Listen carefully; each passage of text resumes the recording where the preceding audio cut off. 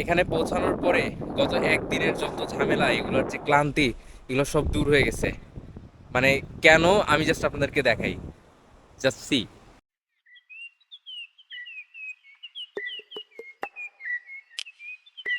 Saint Martin, crore crore বাঙালির একটি আবেগের নাম। সেদিন ঘুরে এলাম বাংলাদেশের স্বর্গভূমি সেন্ট মার্টিন থেকে। তো কেমন ছিল আমার সেন্ট মার্টিন যাত্রা?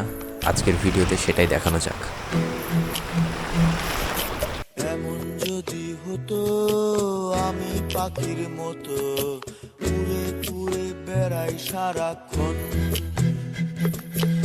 এমন যদি হতো আমি পাখির মতো উড়ে উড়ে বেড়াই সারাক্ষণ। সেন্ট মার্টিন দ্বীপের সকাল, দুপুর কিংবা রাত কোনোটাই আমাকে হতাশ করেনি। আর আমার এই যাত্রায় একটি অন্য মাত্রা যুক্ত করে দিয়েছে এখানকার স্থানীয় মানুষ এবং তাদের লাইফস্টাইল। বৃক্ষতলে শুয়ে তোমার দুঃখ। এখানে থাকার জন্য আমরা যে জায়গাটি চুজ করেছিলাম সেটি হলো প্রিন্স হ্যাভেন রিসোর্ট, একদম বিচের পাশেই রিসোর্টটি। এখানকার অথরিটির কাছে আমরা অনেক বেশি থ্যাঙ্কসফুল, কারণ পারমিশন রিলেটেড ঝামেলায় আমরা আসতে পারছিলাম না, তারাই আমাদেরকে হেল্প করে এত দূর নিয়ে এসেছে। So huge shout out to Prince Haven resort.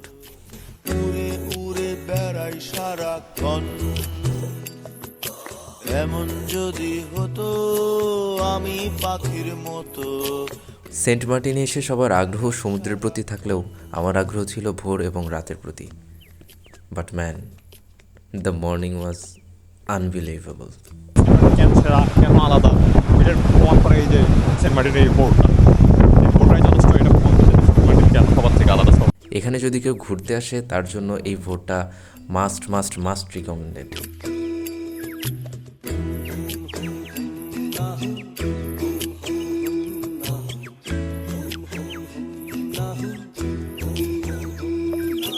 হঠাৎ ফিরে দেখি নিজের মুখোমুখি, শূন্য ভীষণ শূন্য মনে হয়। কি আর এমন হবে রুকেছে কবে, কি আর এমন হবে।